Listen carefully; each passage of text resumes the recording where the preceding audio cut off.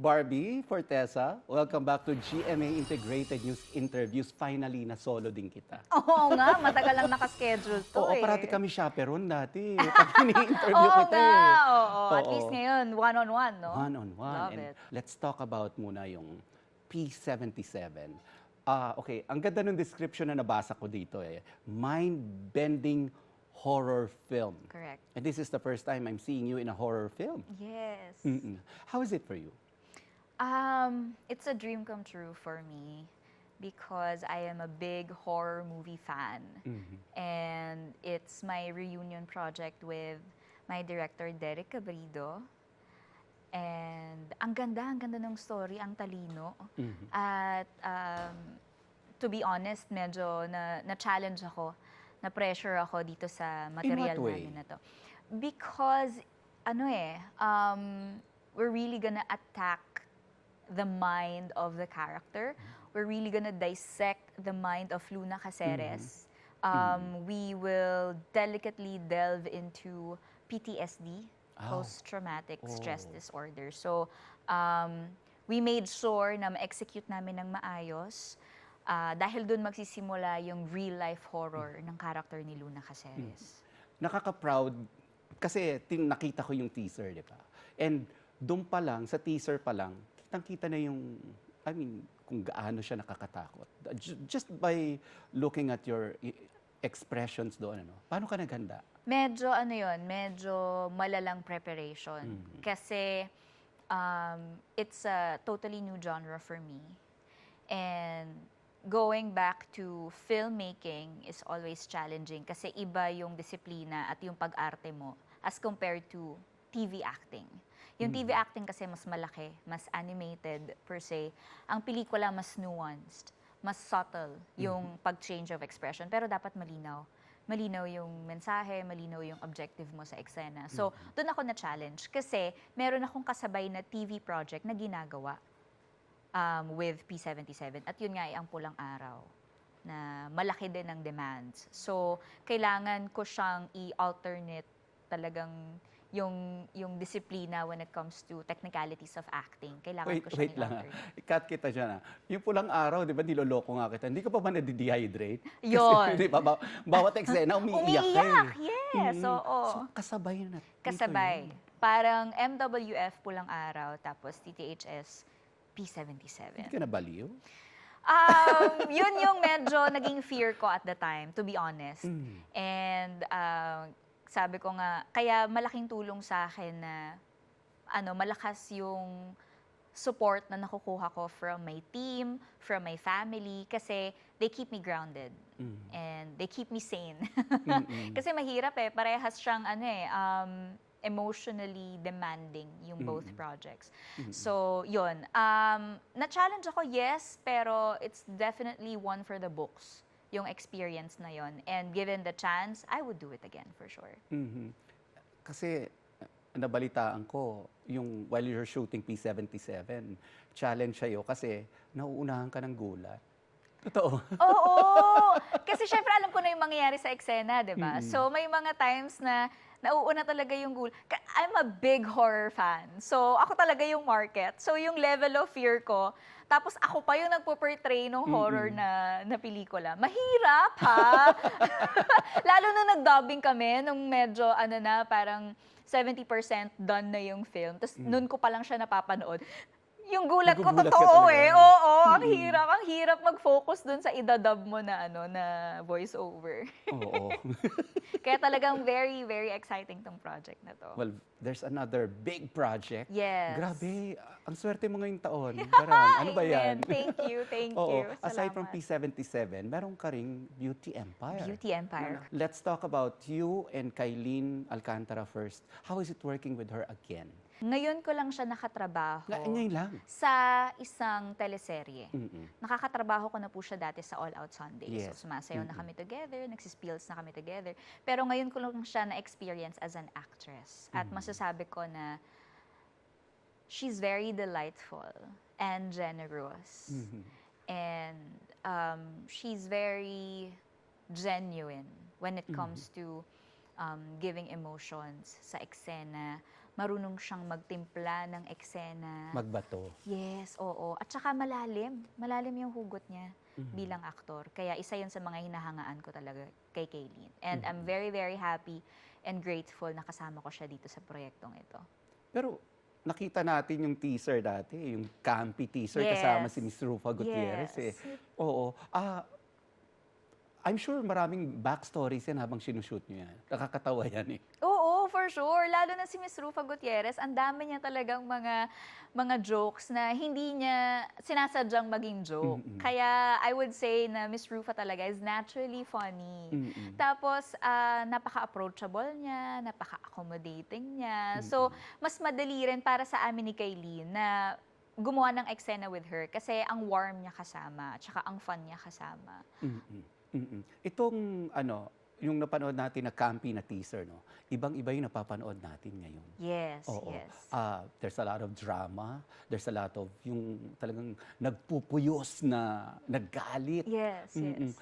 I'm sure iba rin ang preparation mo dito. Oo naman. And this project, Beauty Empire, is something we're very proud of kasi it's definitely a new flavor for GMA Primetime. Kasi it's not your typical family drama. Ang dami naming layers. Meron kang camp, meron kang murder mystery, meron kang revenge, pero syempre hindi mawawala dyan ng family drama. At syempre ang love story. So parang kuha namin lahat ng genre eh. So, third slot pa kami. So parang it is the perfect show to end your day. Kasi mararamdaman mo lahat at kakapitan mo lahat ng characters. So, Beauty Empire is, I would say, a memorable project for me. Kasi also, one of my dream projects is a woman-centric type of project. Whether it be in film or TV, ganyan. Something that would really encourage women empowerment. At napatunayan ko yun lahat at nakukuha ko yun lahat sa Beauty Empire. Kasi kahit sa set, ramdam na ramdam mo eh, yung girl power. Si Miss Gloria Diaz nandun, si Miss Rufa Gutierrez, si Kaylin, ako, si Miss Isay, at marami pang iba na lahat talagang nagtatrabaho at lahat ay mararamdaman mo talaga yung ambag nila doon sa show, doon sa storya. So grabe lang yung energy sa set. Women energy sa set. I love it. Go girl. Yes, oo, Ganon. ganun talaga. Gabby Padilla is also there, Chai Fonacher, marami kaming Ang gaganda nandun. ng line-up. Yes, oo. Pero teka, pinalabas na yung yung eksena nyo ni Choi Bo-min eh. Yes. Correct. Na ginagawang meme. Oo nga. I'm Oo sure nga. napapanood mo yun sa online. Yes, oo. Nung ano pa lang, nung sa View pa lang kami na ipapalabas, nag-viral na yung eksenang yun, yung Korean dialogue ko with Choi Bo-min. Na super na-appreciate ko nun si Choi Impressive. Bo-min. Kasi kinokorek niya naman ako kung mali ako eh. Pero yung Omere, very good niya ako nun. So, sabi ko, so confident naman ako na tama siya. Kasi coming from a Korean actor na talaga eh. I had to watch it multiple times eh. Kasi Yeah. natutuwa ako sa'yo. Parang dinab ba ito? Hindi. And I had to learn it just 15 minutes before the take. No way. Yung mga Korean lines ko laging surprise eh. So nakatulong sa yung panonood mo ng mga Korean dati? I don't Korean- watch Korean You drama. don't? I don't. So, everything is new. Ayan. Oo. Oo. So, Ay, inaalalayan naman ako ni Bo-min dyan, to be fair. Kaya At saka- confident din ako na tama yung ginawa ko. nakakatawa yung expression mo. Para ka nasa K-drama. Yes, oo. I think they really wanted to be that way. I mean, hence the Korean actor, diba? Oo. So, yun.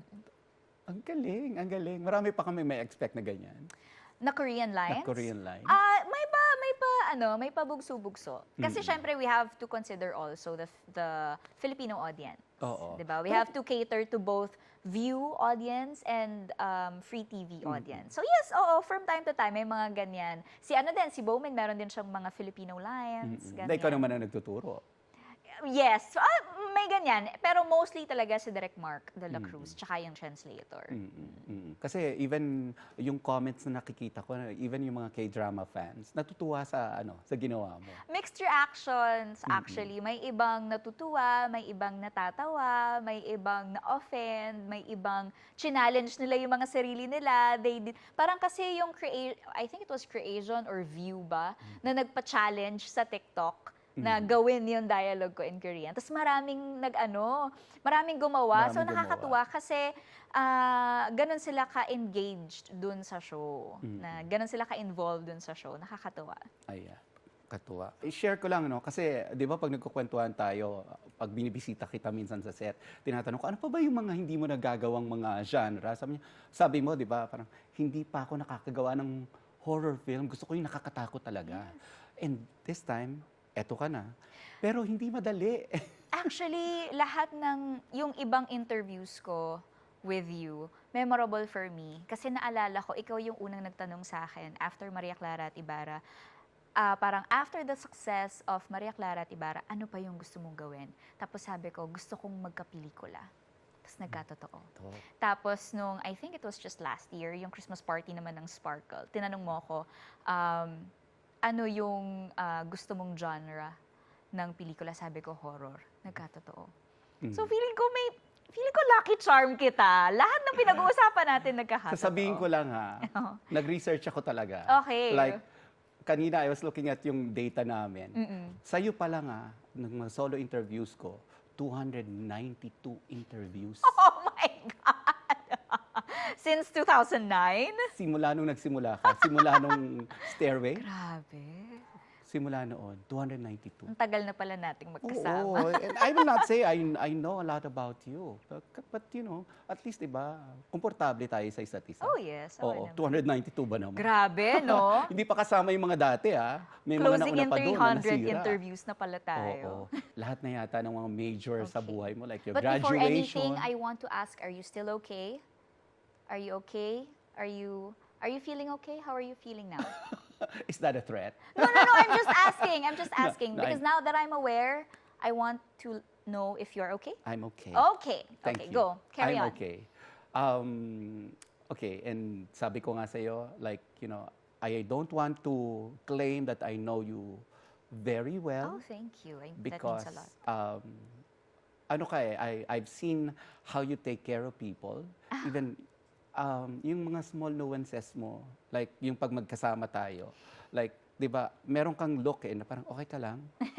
Okay ka lang? Like parang, and I know you don't fake it because you do it every time. Like, yung in a crowd, bigla kang titingin sa akin and, I really appreciate that.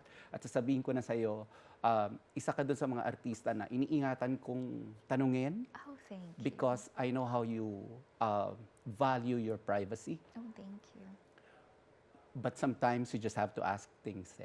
Sure. I mean, it's your job. Yeah. Okay. How's your heart now? It's burning red.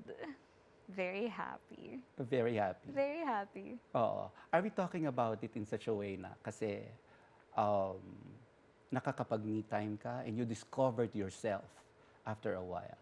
Definitely, yes. I have, kumbaga parang, I know where to put my focus on now, especially on my free days. I look forward to them kasi ang dami kong gustong gawin. Gusto Marami kong kang sightings, wait lang. Pilates? Kasi Sige. biglang may magte-text sa akin, alam mo ba, nandito si Barbie sa coffee shop, mag-isa lang siya. See? Sabi ko, hayaan mo siya. Hayaan mo siya. Time niya yan. Kaya niya Oo, yan. yeah. So you really do that? Yes, I do. Yan talaga Which you haven't done before.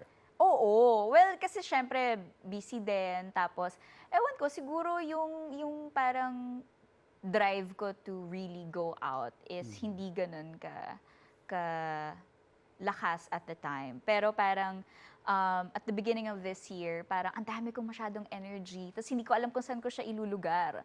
That's why I also discovered running. I tried tennis, Pilates, ganyan. Parang ang dami kong masyadong good energy. Tapos hindi ko alam kung saan ko ilalagay. So, ang saya kasi it makes me productive. Na parang from a person na hindi morning person or hindi palalabas, talagang grabe yung naging change ng buhay ko since the beginning of this year. Parang lahat yon nawala. Mas outgoing ako ngayon, mas excited ako to see people, to meet people, to Just do your glow. things. Iba yung glow mo. Thank you, thank you. I wouldn't say na wala kang glow before, pero iba. Like, yung nag-mature na glow, Ay, wow, and that maraming happy salamat. glow. Maraming salamat. Sabi ko nga rin sa team ko, parang ito yung time na magmula umpisa ng taon, hindi pa ako nagkakasakit. Siguro kasi hindi ako stressed. Kumbaga parang yung katawan ko, mas hinahanap niya talaga na lumabas, to do something, 'di ba? To look forward to the next day, ganyan. Talagang I just have this unexplainable na good energy na parang kahit na marami akong trabaho, which I'm really, really grateful for, hindi ako napapagod, hindi ako nagkakasakit, unlike before, sakitin ako dati. Ngayon parang ang lively ko palagi, yung ganon. You know, I was looking at comments before I did this interview.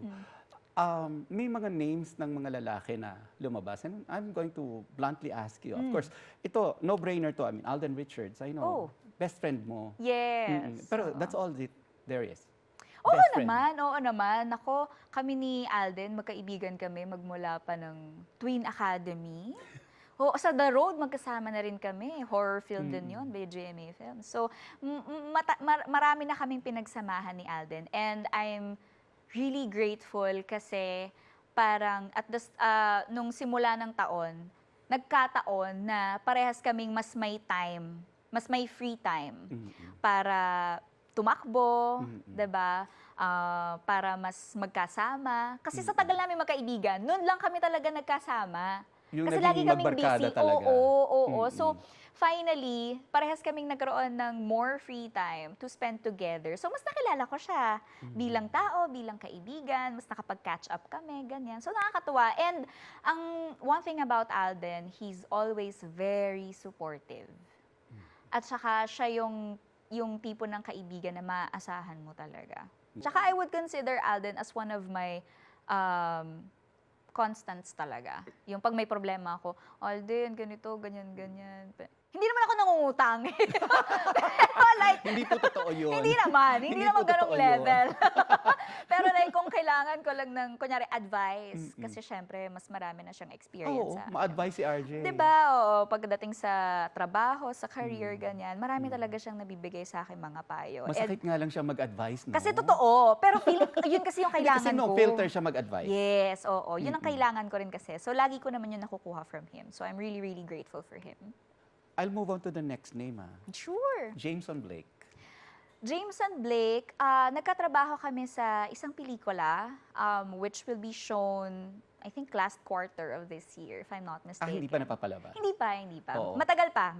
So, dun pala yun. Kasi people are speculating. Nagpo-post kayo, nang bigla Yeah, you're oo. running together. Yeah. Baka there's something going on. Actually, marami ngang medyo na-confuse kasi paano naman nag-cross ang landas Yun namin, din. Oo. 'di ba? So, yun nagkasama kami sa pelikula and he also did a project with Alden. Kaya rin siya nakasama dun sa run ni Alden for Mowel Fun na tinanong niya ako about it, ganyan. Tapos, itong recent run namin, siya naman yung nag-invite. Just like how my other runner friends invite me to run. So, it's pretty, yun lang talaga yun. And we are not together. Ano lang talaga, Diretso, diba? marami lang talagang nasa running era ngayon. And ang saya lang kasi We run together but we're not together. yan, ganyan. So, Maganda yung di ba? Ito yun. we're not together. Pero masaya kasi pag sinabi mong running, yung mga kaibigan ko, parang ako lahat yung tinatawagan. Ako lagi yung, takbo tayo, ganyan. Si Gerald Napoles, si Christopher Ikaw Martin. yata yung madaling kalad ka rin. Yun nga eh. So parang nakakatuwa naman. David Licauco. David Licauco, I know you're being shipped kasi subday because of Barda. yes, oo. I'm aware of Personally. that also. What's going on in there? Personally, well, to be honest, nang simula ng taon na to, I would say na we've grown closer talaga as compared to before. I have to be honest. So, I think it's safe to say na mas close kami ngayon. And I think the care that we have for each other is really genuine. I think it's coming from having worked for 2-3 years already. So, naging totoong friends kayo? naman. As opposed to before Oo na, I mean, naman. friends. Oo naman. You know what I mean, right? Yeah, I mean, and you know David, I mean, he's the type of guy na pag komportable na siya sa'yo, pwede talaga siyang makapagkwento ng mga bagay na personal para sa kanya, na na-appreciate ko. Kasi ibig sabihin, pinagkakatiwalaan niya ako to open up to me, diba? So, ganun din ako sa kanya. Especially this year, mas close kami ngayon.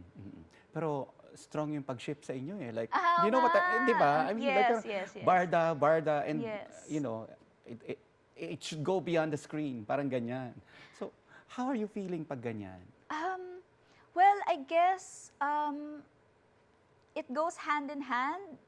Kasi, again, we care for each other. And I also have to be honest about it. It's good business.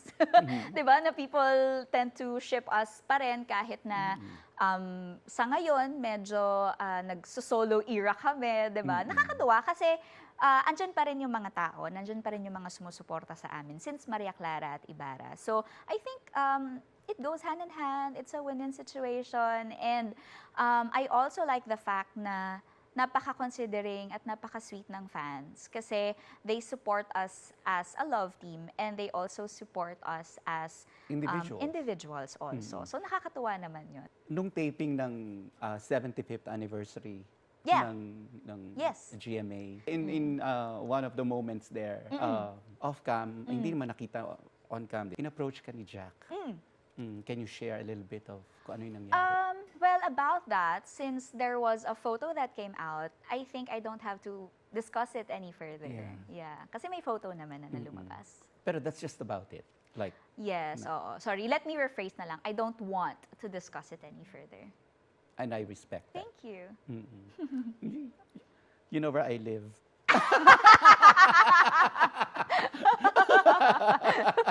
Hindi, we're good. We're good friends. We're good friends. You know, ang tingin ko kasi sa'yo, Barbies, you're not guarded. I wouldn't say you're guarded. Like parang you say what you mean to say, but you have boundaries. Yes, that I have learned. You learn. Yes. Pero even in the past, kahit anong bata ka eh, hindi ka rin naman yung lahat ibibigay. Well, kasi nga, I'm here for the long run. I want to say na I'm here for the long run. So, ang hirap naman na kung all my life nandito ako sa industriyang ito, tapos puro pagpapanggap ang ipapakita ko, diba? So, Or lahat nakabuyang niyang na. Exactly. So, as much as possible, I want to be transparent. Pero, ayoko namang ibigay lahat. Kasi syempre, ako naman bilang tao, deserve ko naman na I keep some for myself, diba? And, aaminin ko, hindi ako agad nakarating dito sa point na to ng buhay ko. Syempre, sa bata ako nagsimula eh. So, sa tagal siguro ng journey ko bilang artista, natutunan ko na hindi lahat hindi lahat kailangan mong sabihin or hindi lahat kailangan mong i-share. It's your right. I mean, you have to protect your peace at the end of the day. And yun yung natutunan ko. And I'm really, really happy for all the things that happened to me kasi nakarating ako sa puntong ito ng buhay ko dahil doon. And that's maturity, my friend. Thank you. And isa yun sa mga hinahangaan ko sa'yo. Na-enjoy mo itong singlehood. Hindi ka naghahanap ng, katabi, kasama. Well, mabilis akong kiligin. So, parang, ang sa akin, madali rin sa akin na mag-draw ng inspiration. So, simply, let's say, from friends, from my family, from the fans, yung mga feedback ng fans, parang ang bilis kong kiligin. And Mas so from feeling there, ka ngayon. mas ganyan. So mas parang yung longingness of having someone napupunan agad. Kasi madali akong kiligin sa simpleng bagay, like yung bilhan lang ako ng kape ng team ko or chikahan ko lang si Kailin, 'di ba? May mabasa lang akong comments from fans, ganyan. So yun, madali namang mapunan yung kilig na hinahanap ko. Pero I Thank want to you. know, as a person, no, you've achieved a lot. Ay, thank you naman. Like, Thank you. Sabi ko nga sa'yo, mula bata ka, like, Magkasama na tayo. you've been a very hard worker. Ay, wow, thank you. Like, wala kang inuurungan pagdating na sa projects eh. Where's that coming from? Where's that drive coming from? Passion. I really love acting. Yun talaga yung core ko. I always say to myself, I always remind myself, don't aim for fame, aim for respect. It's more lasting. So, kasi aminin ko, sa takbo ng karera ko in my 16 years in the industry, I've had my highs and lows. Pero ang naging consistent since day one, yung respeto sa akin ng mga tao. Because even you respect your craft Yes. so much. And even the people around me see how much I respect everyone's time, my craft, my passion, and yung trabaho ng lahat. So, yun. And when you say something, tinutupad mo. Ay, Like thank you. parang like pangarap mo yung ganito and gagawin mo in 2 or 3 years probably. Yes. Next year mas maganda. I cannot tell you how proud I was when I learned na nagkaroon ka na ng bahay. Ay, nako. Like I know how important that is for you Yes. and your yes. family. Super, super. Ano yan, isa talaga yan sa mga naging motivation ko when I was doing Maria Clara at Ibarra. Kasi yung palang yung medyo nakaka-recover tayo from the pandemic. So, At dugot sorry. pawis yan, ha? Oo, dugo, Kasi pawis, alam ko yun na luha. habang nagme-memorya ka Oo. ng lines sa Yes. pulang araw, mo-order ka ng tiles eh. Di ba? Alam diba? ko yun Ng eh. pinto, ganyan. Pag mo nang kausapin, mo-order ng tiles. Oo, dahil, Diyos ko, oo. So, grabe yun. Grabe yung experience na yun. And sobrang nagpapasalamat ako dahil napagdaanan ko lahat yun.